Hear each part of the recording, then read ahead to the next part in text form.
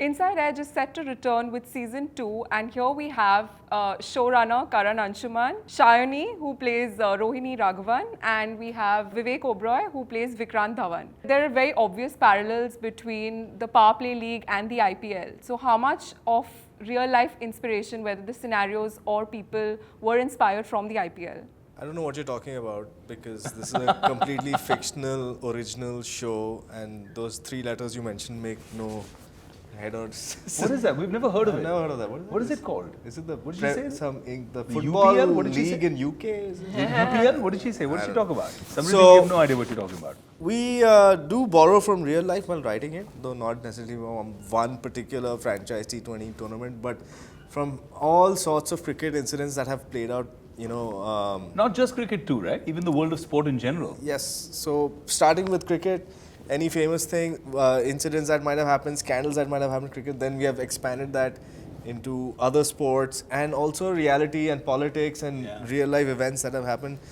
Our characters are built as pastiches of real life people who we've just borrowed the traits that we wanted to and combined them into, you know, into what these guys have become eventually. So, but that's the process, I think, for any script that we write, yeah. So. Right. Shayani, what can we expect from Rohini's character in season 2? I think Rohini is growing up. You know, I always said that season 1 she was a girl and season 2 she's becoming a woman. And it's also, you know, in terms of the character in season 1, you saw her as the team analyst, you saw how good she was at what she did, how passionate she was about the team and the game of cricket, her relationship with her brother Vayu, and they were, you know, the fact that they were constantly at each other, but she was also constantly looking out for him, you know, trying to guide him, show him the right path, all of that. But season 2, I think, is much more layered, much more nuanced, much deeper in terms of the interpersonal relationships. Vayu and her relationship goes through various beats and different kinds of beats. And you also see Rohini sort of taking the game of cricket and bringing in, you know, things from other sports and sort of applying that in cricket, and it becomes much more expansive, you know, her understanding of the game and her research of the game. But also in terms of her personal life, you see a very, very vulnerable side for the first time. You also see where she comes from and what happens and what she is like, you know, as a human being. And you get a glimpse of that in a big way, actually. So there was so much to sort of play with, you know. I think they've written the part so beautifully for season 2.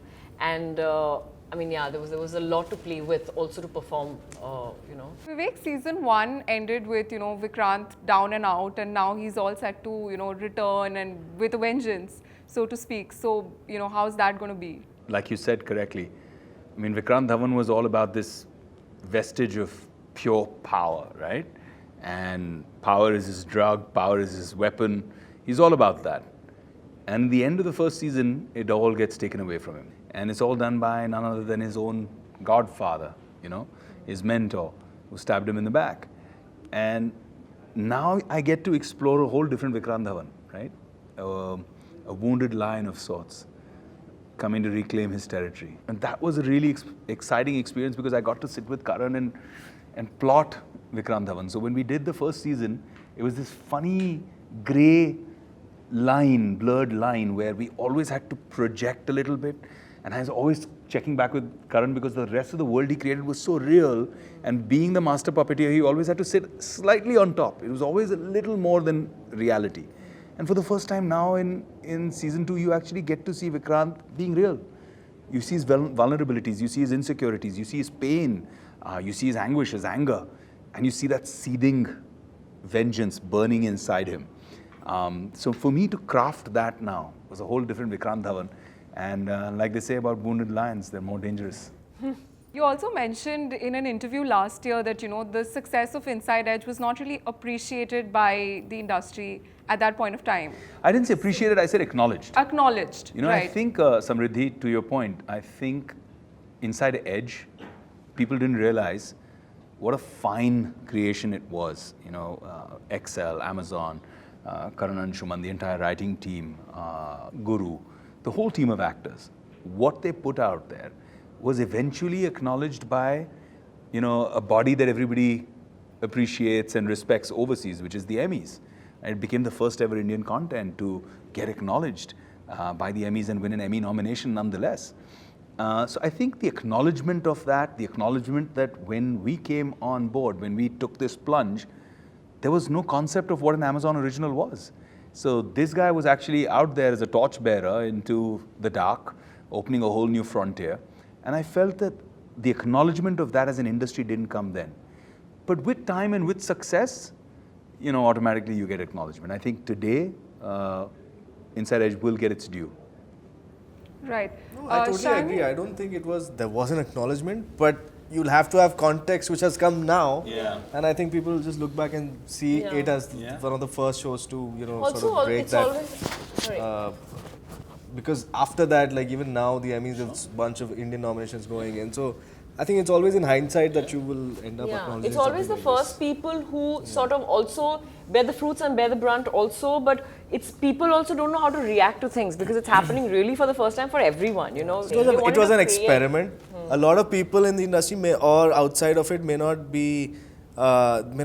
see it like that. They might see it as an experiment that at that moment doesn't look like it's done all right. But I think most of them must have changed their minds by now. Shani, you mentioned in an earlier, interview that there aren't enough strong women characters in mainstream content. How do you think that has changed since the last 1 year since you made that statement? I think I made that statement, I think, while promoting FOMO Shots, and I had said that, in your OTT platforms, in this space, it's much better than in mainstream cinema because it's still an uphill task to sort of even get people to put in money with a female protagonist, I mean, I think people like Vidya Balan and Kangana have sort of changed it in a big way. But, and when Dirty Picture did so well, people were actually like happily surprised that, oh my God, it did the numbers it did. Queen. Or Queen, exactly. Queen happened later, but Dirty Picture was the first one.